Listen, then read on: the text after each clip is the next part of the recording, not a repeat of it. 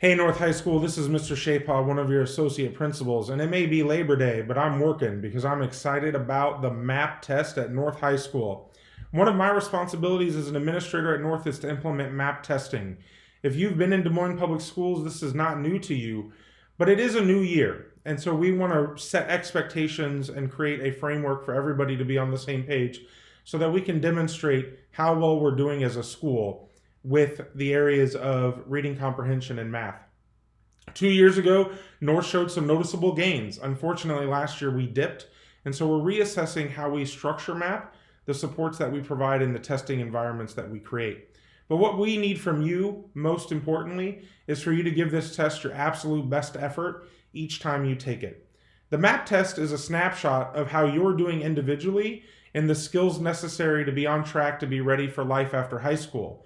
It's also a tool that we use as a school to measure our academic program and to be sure that we have the right curriculum in place, are focusing on the right skills, and teaching you the right material so that you can, in fact, be ready.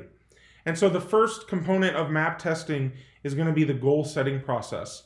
And I hope that you've had a chance to set your goals already with your teachers, but if not, after this video, you'll have that opportunity. Setting goals is really important. Research shows that if you set goals, you're more likely to attain what you're capable of attaining on a standardized test. If you don't set goals, you don't have a focus. And so we want you to think about what's a reasonable expectation that you might have, and that should have been the guide that you used when setting those goals with your teachers. And so think about that goal as you're taking the test. Use that as a motivator for you to put your best effort forward, and take the test seriously so that we can get the best data possible. And here's what we're going to do as a school. We're going to do a couple things. First of all students who meet their goals will receive a coupon to get into any fall activity that North hosts that normally charges an admission. That could be a football game. That could be the fall theater production. It could be volleyball. If we charge admission and we're hosting it and it's a fall activity, you'll get in free if you meet your growth goals. Additionally, in English 1, English 2, Algebra 1, and Geometry, we'll have a class challenge. And the class that performs the best on the MAP test will receive a pizza party courtesy of Mr. Graber. So you have individual reasons, you have collective reasons to do your very best, but also let's just do our best.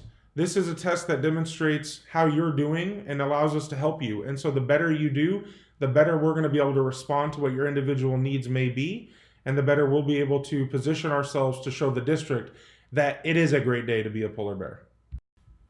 Aside from just trying our best, we do need to create the best environment possible for every test taker.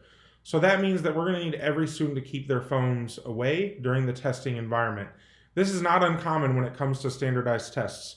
You'll have the same expectation in the spring when you take the Iowa assessment, as well as when you take the ACT test as a junior. So this is a good time to get used to that practice of focusing entirely on a test and not relying on a phone to be a distraction. The other thing that's going to be really important, aside from staying off your phones, is that you understand that the MAP test takes into account how long each individual question should take. And if you go too fast or you take too long on a third of the questions, MAP will invalidate your test score. That's not something I can control. That's not something your teacher can control. This is automatically done by the test. And so it's important for you to be focused the entire time you take the test. If you need a mental break, if you need to go to the bathroom, follow the procedures that your teacher has, but make sure that you communicate to them so that they can pause your test and the test doesn't think you're taking too long or going too fast. So don't rush yourself. Take plenty of time. And if you do need that break, make sure that you ask for it so that the test can be paused and the break doesn't hurt your overall performance. Because like I said, I can't control what MAP does. Your teacher can't control what MAP does. So we have to control those conditions. The best way to do that is for you to read every word of the prompt and every word of the multiple choice question options, and then reflect and pick the best answer. If you do that for every question that you read, you will probably not get an invalidated test score. If you need a break, make sure that you ask for that break in the way that your teacher is set up in your classroom so that the test can be paused.